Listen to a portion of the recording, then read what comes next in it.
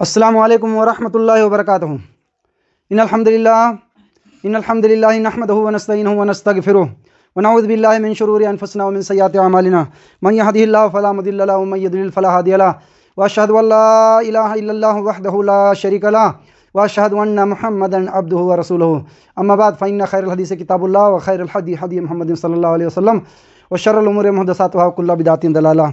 محترم سامعین کرام، حاضرین مجلس، اللہ تعالی ہم سب کو یہاں جمع ہونے کو قبول فرمائے اور ہمارے گناہوں کو معاف کر کے ہمیں جنت الفردوس میں اعلیٰ مقام دے۔ محترم سامعین کرام، آج میں آپ لوگوں کے سامنے عنوان لے کے حاضر ہوا ہوں، یعنی نماز میں دھیان کس طرح لگائیں گے۔ نماز کے اندر بہت زیادہ ضروری ہے کہ ہم اس کے اندر دھیان سے پڑھیں اور دنیا کی خرافات کوشش کریں کہ نہ لائیں بالکل۔ تو انشاءاللہ ہم لوگ حدیث اور قرآن کی روشنی میں آگے بڑھیں گے۔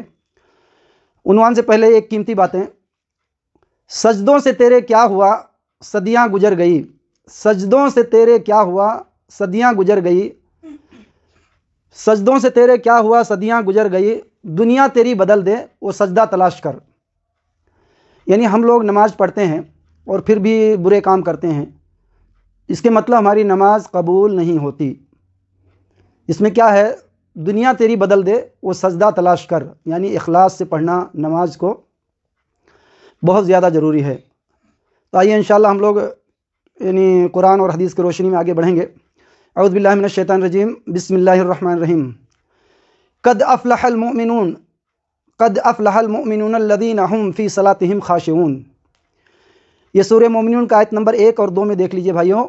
یقیناً فلاح پا گئے ایمان والے وہ لوگ جو وہ اپنی نماز میں خشوع کرنے والے ہیں، یعنی جو نماز میں اچھے سے خشوع اور خضوع سے پڑھتے ہیں، دھیان لگا کے پڑھتے ہیں، تو وہ کامیاب ہو گئے۔ اللہ تعالیٰ اس آیت میں ڈائریکٹ بشارت دے رہا ہے کامیابی کی۔ آئیے ایک حدیث سنیں گے ہم لوگ۔ یعنی ہماری یہ شکایت ہوتی ہے کہ ہماری دعا قبول کیوں نہیں ہوتی ہے، تو اس کے متعلق ایک حدیث سنیں گے بخاری مسلم کی۔ بخاری کی حدیث ہے 6340۔ عن ابی ہریرہ رضی اللہ عنہ ان رسول اللہ صلی اللہ علیہ وسلم قال استجابوا لاحدکم ما لم یعجل یقول دعوت فلم یستجب لی۔ یہ بخاری مسلم کی حدیث ہے بھائیوں۔ آپ صلی اللہ علیہ وسلم نے فرمایا کہ ہر بندے کی، ہر مسلمان کی دعا قبول ہوتی ہے اگر وہ جلد بازی میں یہ نہ کہے کہ میں نے دعا کی تھی قبول نہیں ہوئی۔ لیکن ہماری اکثر یہی یعنی شکایت ہوتی ہے کہ ہماری دعا قبول نہیں ہوتی ہے، ہمارے سوچ میں، ہمارے تصورات میں آتا ہے کہ میں نے دعا کیا تھا قبول نہیں ہوئی۔ یعنی بالکل نہ کہیں، آپ دعا مانگیں اخلاص سے اور چھوڑ دیں اللہ پر، یعنی یا تو دنیا میں مل جائے گا، یا تو آنے والی مصیبت ہٹ جائے گی، اور یا تو آخرت میں ملے گا۔ لیکن بالکل یہ نہ کہیں کہ دعا کیا تھا قبول نہ ہوئی، اس سے منع کیا گیا ہے حدیث میں۔ آئیے آگے بڑھیں گے۔ صحابی فرماتے ہیں کہ میں نے رسول اللہ صلی اللہ علیہ وسلم سے فرماتے ہوئے سنا ہے کہ جب تم میں سے کسی کو پاخانہ پیشاب کی حاجت ہو اور نماز کا بھی وقت ہو جائے تو نماز نہ پڑھو۔ یعنی پہلے اپنے قضاء حاجت یعنی اپنے پاخانہ پیشاب جا کے فارغ ہو جاؤ، پھر اطمینان سے نماز پڑھو۔ یہ ابو داؤد کی ہے 88 یعنی 88 نمبر حدیث ہے۔ اس سے ہمیں یہ پتہ چلتا ہے کہ اگر نماز کھڑی بھی ہے تو ہم لوگ پہلے اپنی یعنی جو خاص ضرورت یعنی پاخانہ پیشاب کی ضرورت ہے تو پہلے ہم وہ کر لیں، اس کے بعد نماز پڑھیں۔ اس حال میں پڑھیں گے تو نماز نہیں ہوگی، کیونکہ ذہن اس چیز میں ہمارا لگا رہے گا۔ اور یہ جو مین عنوان ہمارا چل رہا ہے کہ نماز کے اندر ہم لوگ کس طرح دھیان لگائیں گے، اس کے ہی متعلق آج بات ہوگی۔ آئیے دوسری حدیث دیکھتے ہیں مسلم کی 1246 میں۔ رسول اللہ صلی اللہ علیہ وسلم نے فرماتے ہوئے سنا، یعنی عائشہ رضی اللہ عنہ کہہ رہی ہیں، کھانا سامنے ہو تو نماز نہیں ہوتی ہے، یعنی کھانا بھوک لگی ہو اور کھانا سامنے ہو تو نماز نہیں ہوتی ہے۔ یعنی پہلے کھانا کھاؤ بعد میں نماز پڑھو۔ تو ان دونوں حدیثوں سے ہمیں یہ پتہ چل گیا کہ پاخانہ اور پیشاب کی جب ضرورت ہو یا کھانا یعنی بھوک لگی ہو تو سب سے پہلے ہم اپنی یہ حاجت پوری کریں، بعد میں نماز پڑھیں۔ آئیے دوسری حدیث دیکھیں گے بخاری کی حدیث نمبر 50۔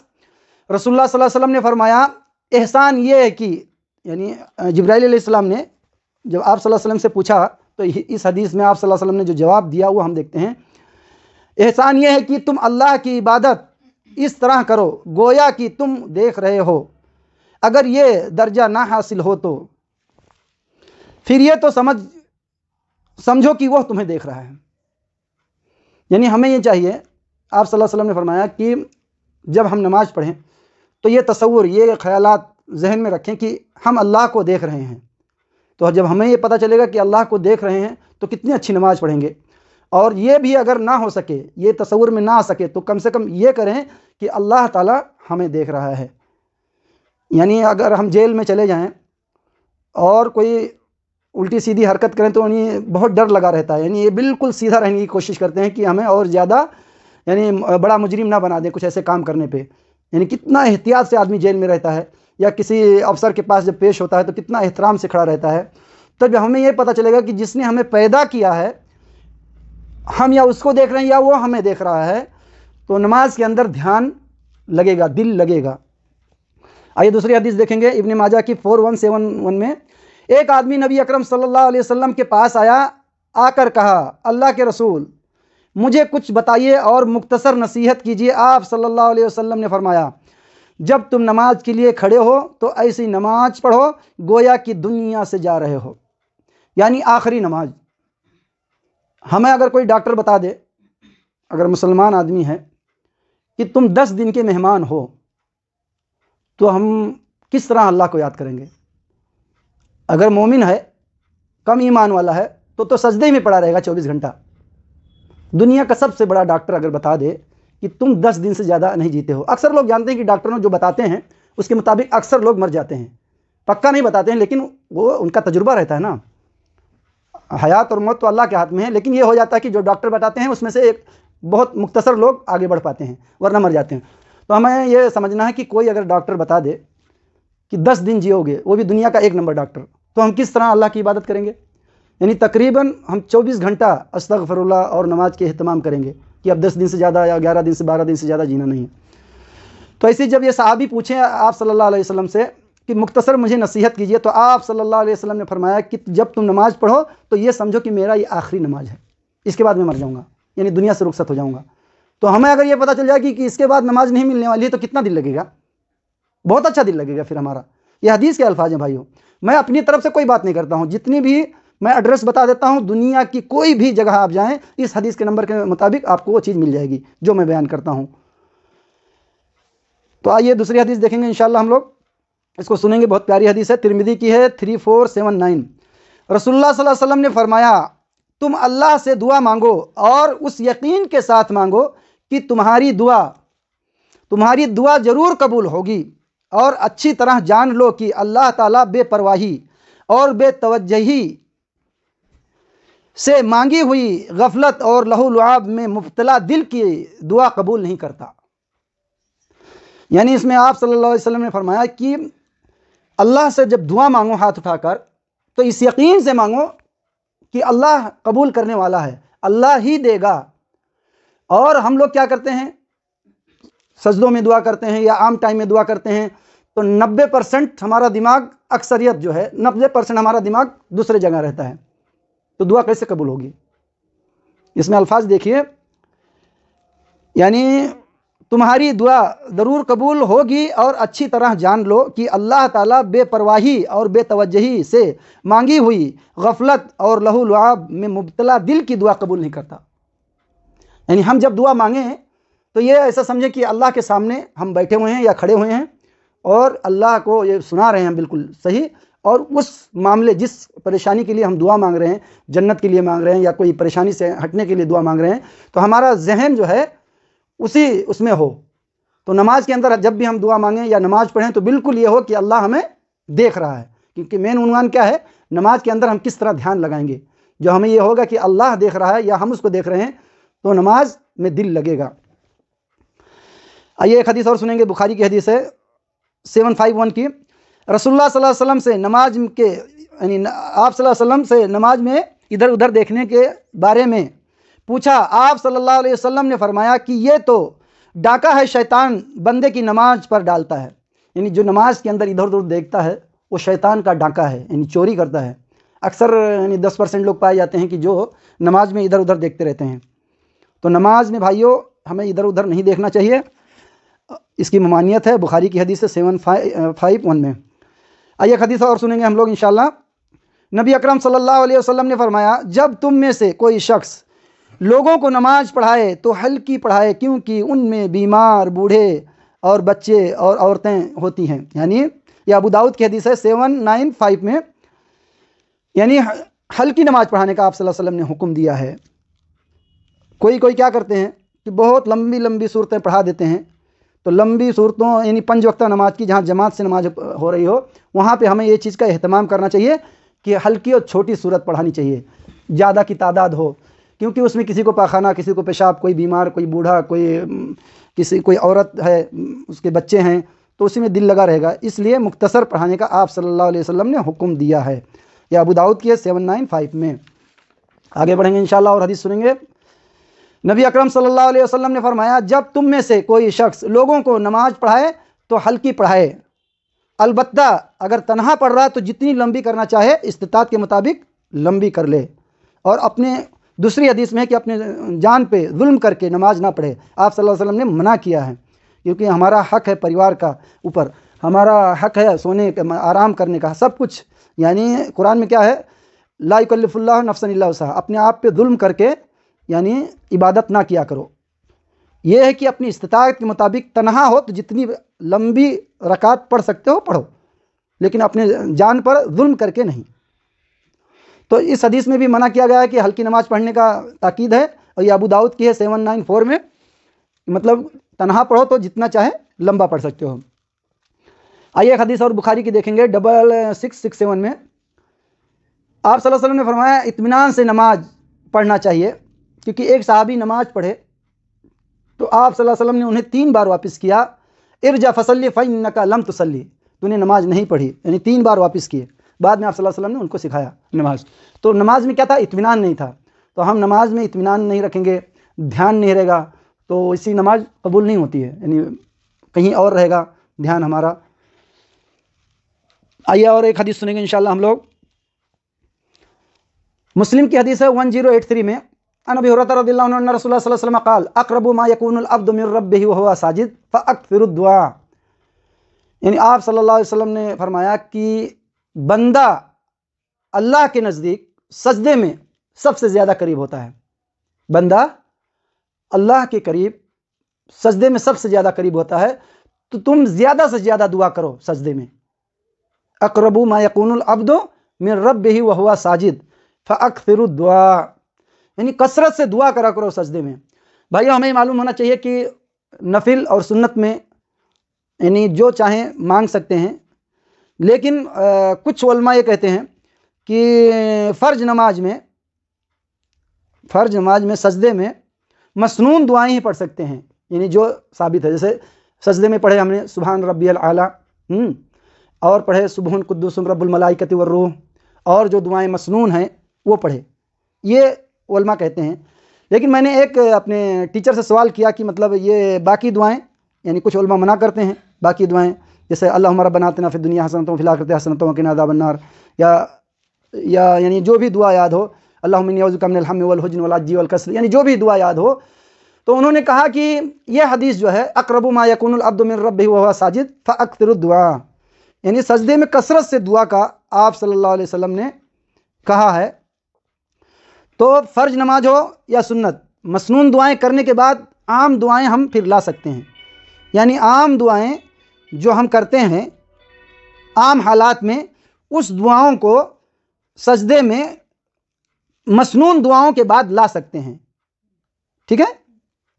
کیونکہ آپ صلی اللہ علیہ وسلم کا یہ ڈائریکٹ یہ حدیث جو کہہ رہی ہے کہ سجدے میں کثرت سے دعا کیا کرو، تو جب ہمیں معلوم رہے گا، اہتمام اس کا معلوم رہے گا، تو ہم سجدے میں کثرت سے دعا کریں گے انشاءاللہ۔ آئیے ایک حدیث اور سنیں گے ابو داؤد کی 695 میں۔ نبی اکرم صلی اللہ علیہ وسلم نے فرمایا، جب تم میں سے کوئی شخص سترے کی آڑ میں نماز پڑھے تو چاہیے کہ اس کے نزدیک رہے تاکہ شیطان اس کی نماز توڑ نہ سکے، یعنی سترے کو بنا کر نماز پڑھنے کا حکم ہے۔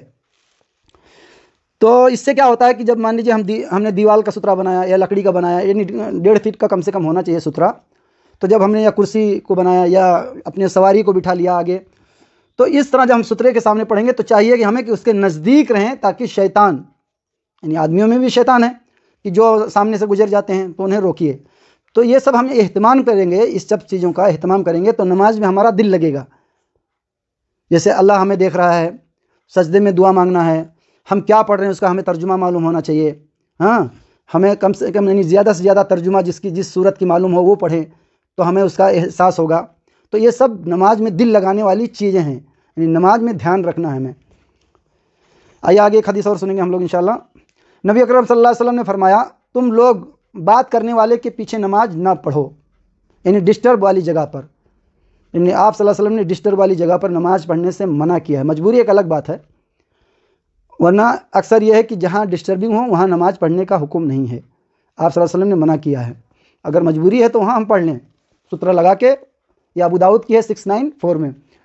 آئیے ایک حدیث اور سنیں گے ہم لوگ انشاءاللہ. شیطان جب نماز میں ڈسٹرب کرے تو کیا کرنا چاہیے؟ آپ صلی اللہ علیہ وسلم نے فرمایا کہ اس شیطان کا نام خنزاب ہے. جب تجھے اس شیطان کا اثر معلوم ہو تو اس سے اللہ کی پناہ مانگا کرو.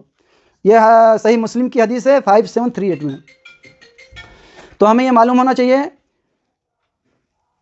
کہ جب نماز میں وسوسے آئیں تو ہمیں اعوذ باللہ پڑھ کر اور بائیں طرف 3 دفعہ تھوکنے کا حکم ہے. اتنا نہ تھوکیں کہ وہ مطلب بلگم گرا دیں یا تھوک گرا دیں، مطلب جس طرح تھوکنے کا حکم ہے کچھ چھینٹے وغیرہ ہلکے سے نکلے بائیں طرف، یعنی 3 بار تھو تھو کر دیں اور مطلب اللہ کی پناہ مانگنے کے بعد. یہ مسلم کی حدیث ہے بھائیو. اس کا نام خنزاب ہے. وہ ہمیں جو بھولی ہوئی چیز ہمیں یاد دلا دیتا ہے، جو ہم بھول چکے ہیں. میں نے بہت زیادہ تجربہ کیا ہے، جو چیز بھولا ہوں وہ نماز میں یاد آ جاتا ہے. طرح طرح کی باتیں یاد دلاتا ہے، طرح طرح کے یعنی چوری کرنا کیسے، یا کس کو کیسے بیوقوف بنانا، کس کے ساتھ کیا معاملہ کرنا، کس کے ساتھ کیا کرنا، دنیا کی باتیں یاد دلاتا ہے. یعنی جو دبی ہوئی ہے، دفن ہو چکی ہے بات، وہ بھی یاد دلا دیتا ہے. تو اس کا نام خنزاب ہے. تو ہم جب بھی یعنی محسوس کریں اس کو، کیونکہ صحابی نے کیا کہا، اے اللہ کے رسول صلی اللہ علیہ وسلم، شیطان جو ہے میرے نماز کو خلط ملط کر دیتا ہے. تو آپ صلی اللہ علیہ وسلم نے کہا کہ وہ خنزاب ہے. جب محسوس کرو تو اس طرح اللہ سے پناہ مانگ کے اعوذ باللہ من الشیطان الرجیم پڑھ کے اور 3 بار بائیں طرف تھوک دو. آئیے 2-3 حدیث اور سنیں گے، اس کے بعد پروگرام ختم کر دیں گے انشاءاللہ. آئیے قرآن کی دلیل دیکھیں گے، یعنی ترتیب سے پڑھنے کا جو حکم ہے، ٹھہر ٹھہر کے پڑھنے کا حکم ہے. اعوذ باللہ من الشیطان الرجیم، بسم اللہ الرحمن الرحیم. او زد علیہ ورتل القرآن ترتیلا. یہ سورہ مزمل کی آیت نمبر 4 ہے بھائیوں. یعنی قرآن کو ٹھہر ٹھہر کر پڑھا کریں، صاف صاف، یعنی بہترین طریقے سے قرآن پڑھنے کا حکم ہے. اللہ تعالیٰ نے یعنی ایک دم ٹھہر ٹھہر کے، اور آپ صلی اللہ علیہ وسلم ٹھہر ٹھہر کے ہر آیت کے اوپر تقریباً رک رک کے پڑھا کرتے تھے. اور جو لوگ اسپیڈ میں نکلتے ہیں وہ صحیح طریقہ نہیں ہے. آئیے اور ایک حدیث دیکھیں گے بخاری کی 5046 میں. رسول اللہ صلی اللہ علیہ وسلم، یعنی صحابی کہتے ہیں کہ آپ صلی اللہ علیہ وسلم کی قرات کس طرح تھی. تو اس میں یہ ہے، رسول صلی اللہ علیہ وسلم کی قرات کیسی تھی، یعنی صحابی پوچھ رہے ہیں. انہوں نے ایک جواب دیا کہ مد کے ساتھ. یہ جو قرآن کے تجوید، مد، گنہ، ادغام، یہ قرآن کی زینت ہے.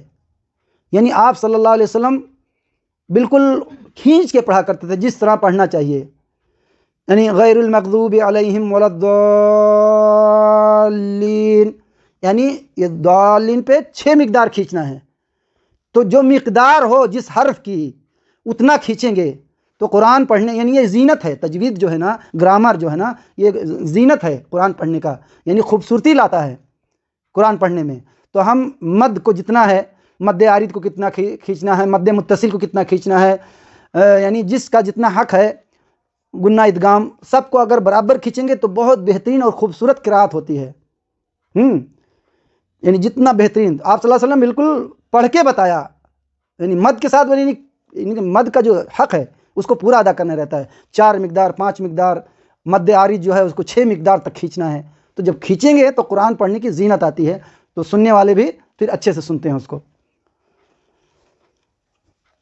آئیے ایک حدیث اور دیکھیں گے. رسول اللہ صلی اللہ علیہ وسلم نے فرمایا جو اچھی آواز سے ساتھ قرآن نہ پڑھے وہ ہم میں سے نہیں ہے.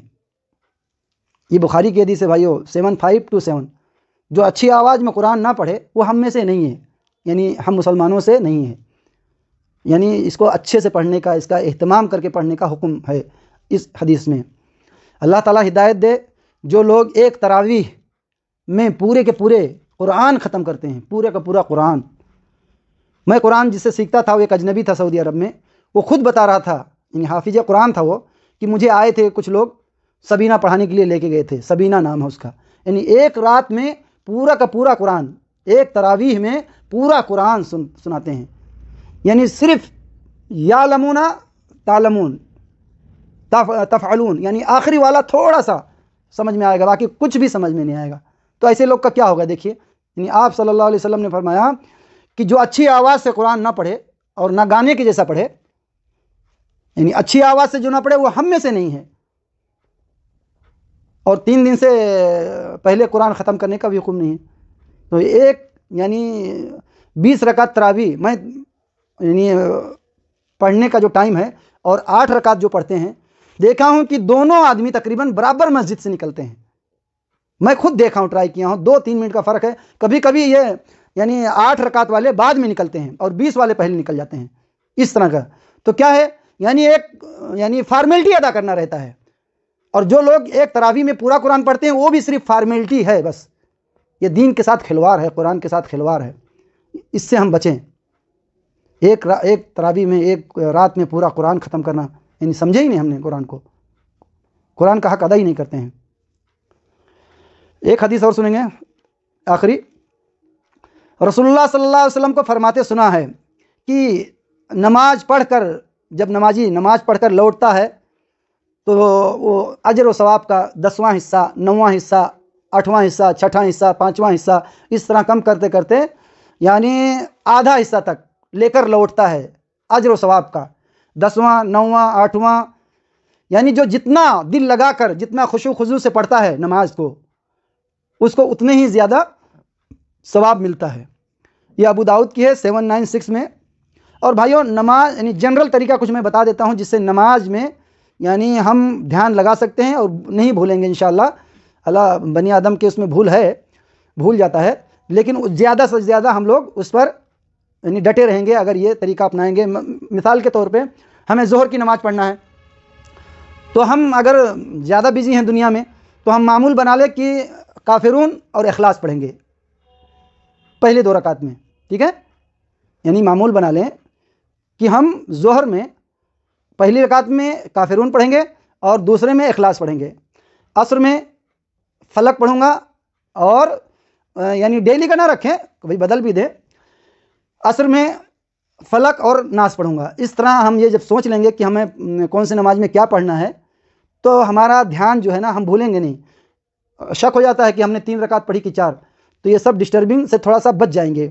حالانکہ معمول نہ بنائیں ہمیشہ کا، کبھی کبھی بدل لے، لیکن ہم ظہر میں کافرون پڑھیں اور عصر میں یہ کیا نام ہے، پہلی رکعت میں کافرون اور دوسرے میں اخلاص، اور عصر میں فلق پڑھیں پہلی 2 رکعت میں، اور مطلب فلق پڑھیں، اس کے بعد میں دوسری رکعت میں ناس پڑھیں۔